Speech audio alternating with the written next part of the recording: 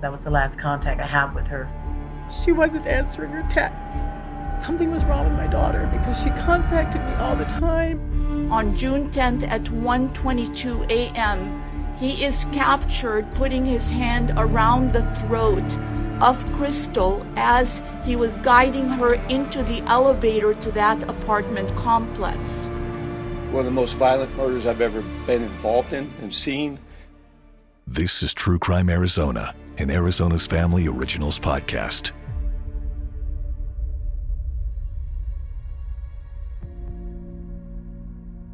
It's September 2nd, 2022. Thank you, Summer. Josephine Wenzel steps up to the podium at the San Diego County Attorney's Office. The room is silent, all eyes on her. The number one thing for this conference is, yes, I got him. And he's not going to get away again.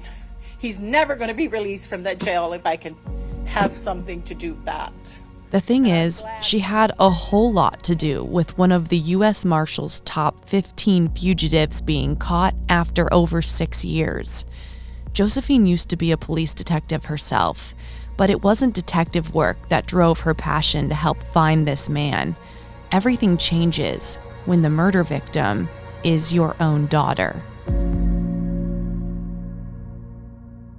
In 2016, 30-year-old Krystal Mitchell had just moved to Phoenix from Washington with her 2 young kids, 5 and 6 years old. She was a single mom, and that's something she bonded with Raymond McLeod on, a man she had recently met at an apartment complex she managed. She felt safe with him, and he came across as charming, and the fact that he had a 7-year-old son like she had. She thought, wow, let's check out this relationship. Her mom, Josephine, said she was looking for a relationship, and besides being a single dad, she also admired he was a former Marine. Known him for a short time, trusted him because he was a U.S. Marine and seemed like a protective person. Those traits complemented Krystal's personality well. My daughter was young, she was self-sufficient, she was a go-getter. The two were enjoying their time together, so much so they decided to take a road trip from Phoenix to San Diego in June of 2016 to go visit some of McLeod's friends. Josephine talked to her daughter that day, but sensed something might be off. That was the last contact I have with her. Friday, I just had a bad feeling in the morning. I don't know why. Josephine tried calling Krystal again. No answer. Tried texting her. No answer. She wasn't answering her texts. And so I knew something was wrong. It was a mother's heart that something was wrong with my daughter because she contacted me all the time. Eventually, a call came in from a detective. The worst nightmare kind of call. He said, I'm sorry, but your daughter was murdered. This is a personal case to me. One of the most violent murders I've ever been involved in and seen.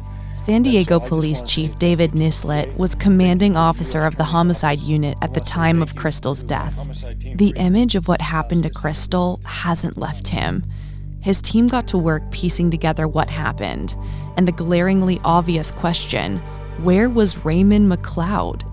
San Diego District Attorney Summer Steffen says they had to rewind to just after midnight. On June 10th in the early morning hours, we know that McLeod and Krystal went to a bar nearby, and that somebody at that bar saw him slap her across the face. At that point in time, that Good Samaritan tried to intervene. They left the bar, and the next thing we know that on June 10th at 1:22 a.m., he is captured putting his hand around the throat of Krystal as he was guiding her into the elevator to that apartment complex. Police get a 911 call for a woman not breathing inside an apartment. They arrive to the apartment to find the lifeless body of Krystal Mitchell. The coroner determines that she died by strangulation and that this was a homicide. This strangulation was so violent that there were 3 separate fractures to her voice box. McLeod then took her car. He parked it at the airport, rented a car, and went to Mexico. He fled. At the time, San Diego police thought McLeod had fled to Mexico in Krystal's car, and he's the prime suspect in her death.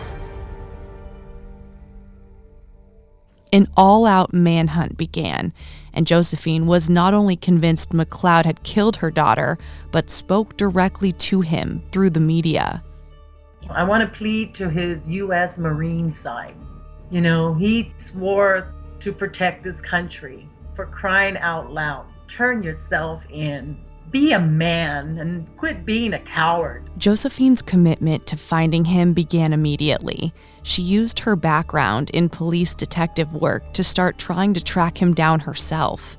Knowing he was likely in Central America, she did everything she could to make sure she could communicate with people down there online. I began putting out information. I had to learn Spanish translations. She focused on social media, pictures, posts, and tips she could find, and would continuously call authorities in several agencies with updates. The San Diego Police Department, the U.S. Marshals, the District Attorney's Office. She was not going to let them forget about her daughter. I was told they are not looking for a suspect, they are looking for a murderer. He killed my daughter.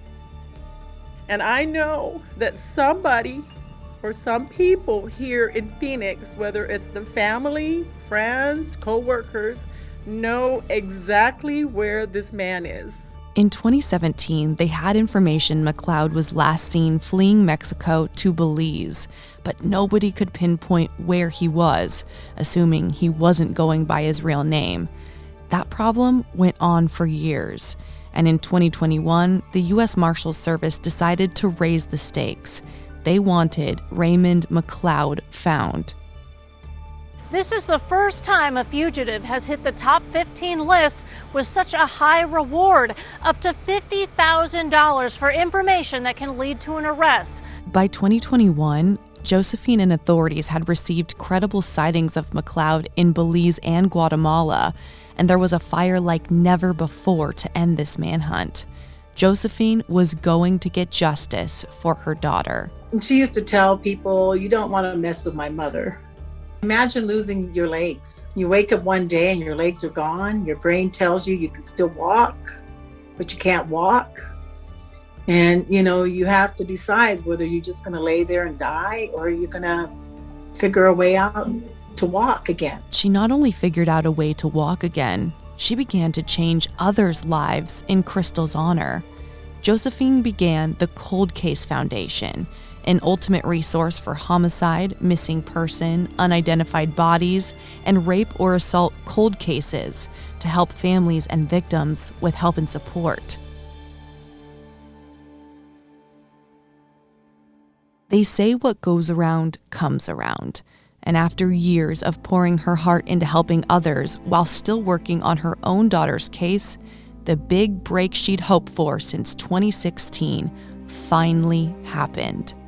He was on the U.S. Marshals Most Wanted Fugitive list. Now the former Marine from Phoenix is finally in custody for the murder of his ex-girlfriend Krystal Mitchell in 2016. This week, this defendant's brazen attempt to evade justice was over. Yes, I got him. And he's not going to get away again. I will be satisfied when he is convicted for brutally murdering my daughter and that he is sentenced to life in prison.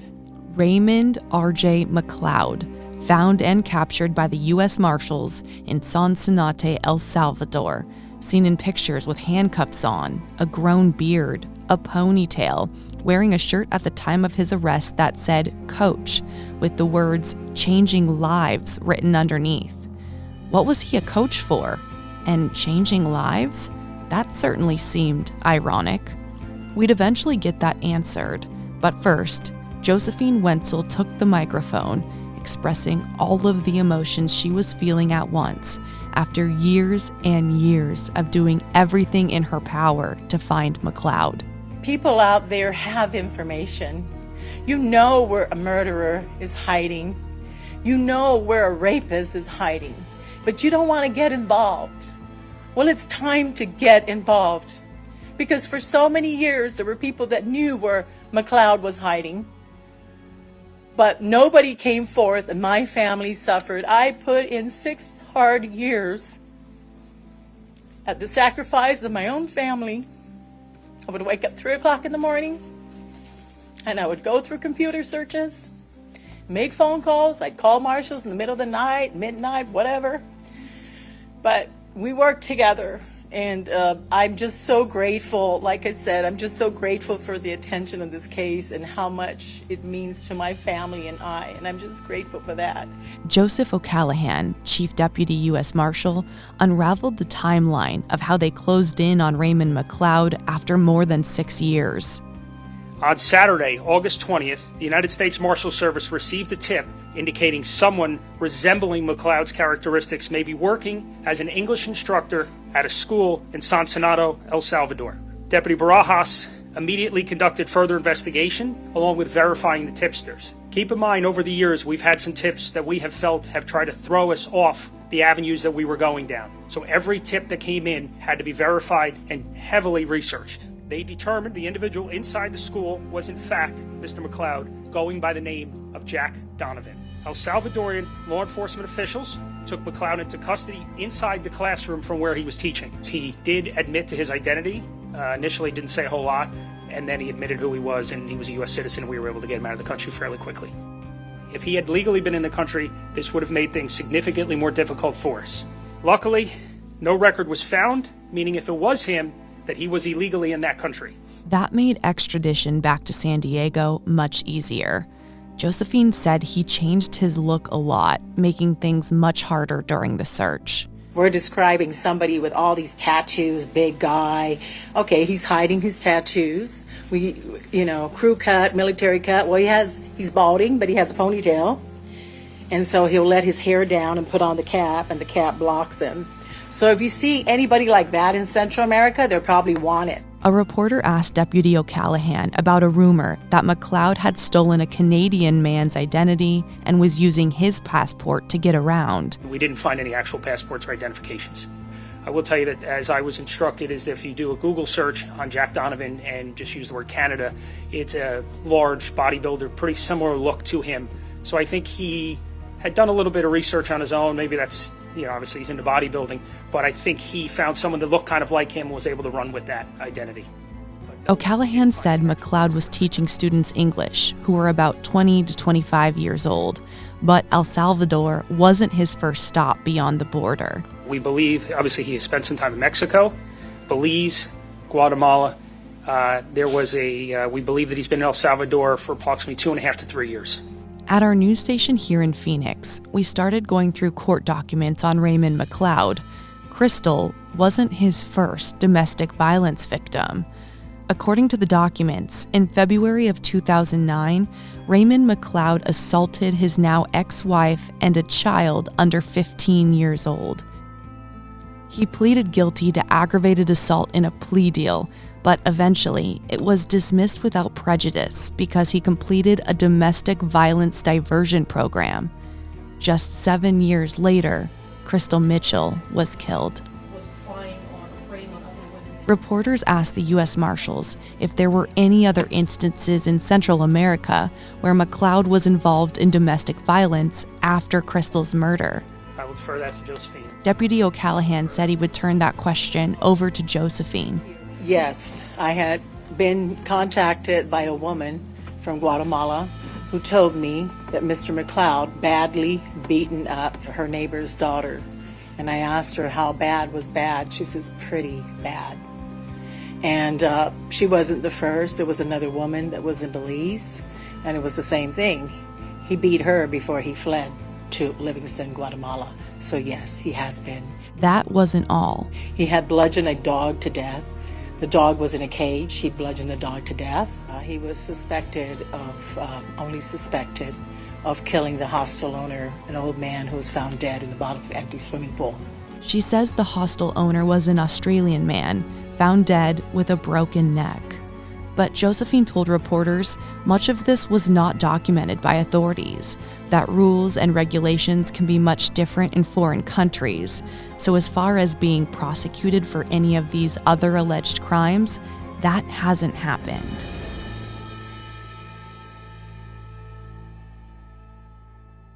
At this point, he pleads not guilty, requests court-appointed counsel.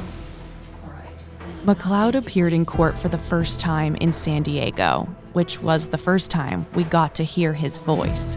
Yes, Your Honor. He didn't say anything else. And as to his custody status, he was booked with his bail set at no bail. Does the defense wish to be heard on that? No, thank you, Your Honor. Okay, so bail will remain at no bail. McLeod cannot bail out.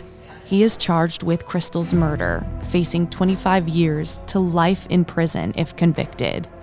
In the courtroom, Josephine got to see him face to face for the first time since before her daughter died. And I tried to make eye contact with him, and he lifted his head, and he made one eye contact with me, and then he hit his head, and then I tried to look at him again, and then he dropped his head.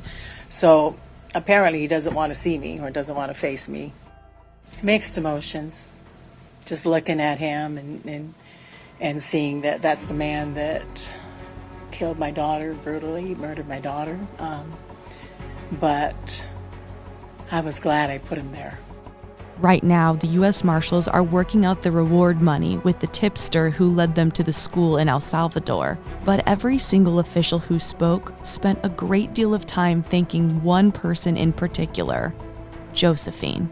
The X factor in this case was Josephine Wenzel, Krystal's mother. She's become one of our family at the U.S. Marshal Service. I would be remiss if I didn't say thank you to Josephine. Just incredible. She never let Krystal's murder be forgotten. She was the driving force, as you've heard, of all of us staying involved, chasing down tips, making certain that the case never went stale, making certain that we were constantly talking with the DA, with the U.S. Attorney's Office, to make certain that we could find Mr. McLeod. You might get away for a while, but we'll never stop searching for you. Raymond McLeod's trial is set to start in 2023. You can bet Josephine will be there for all of it. But just because her daughter's case is one step closer to justice doesn't mean she's stopping her efforts helping others. Speaking to the media, she was adamant this be said, in hopes it reaches anybody else who needs help finding light in an otherwise dark tunnel too. And there's one thing that's very important. If anything I want to say here, first to the families of murdered loved ones, never give up. But find a balance. Find a balance. You keep looking. Separate the pain that you have with your loved one with the investigation of the case so that you can be successful. And if there's any way that I can help anyone, please feel free to reach out to me.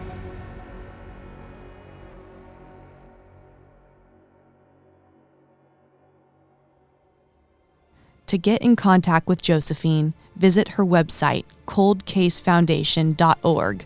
To see pictures of Krystal Mitchell and Raymond McLeod, visit azfamily.com and click the podcast tab to take you to this story. True Crime Arizona, the podcast, is hosted by me, Brianna Whitney, and produced by Sergio Hernandez. It's a production of Arizona's Family, 3TV, CBS 5, and azfamily.com in Phoenix, Arizona. This is True Crime Arizona, an Arizona's Family Originals podcast.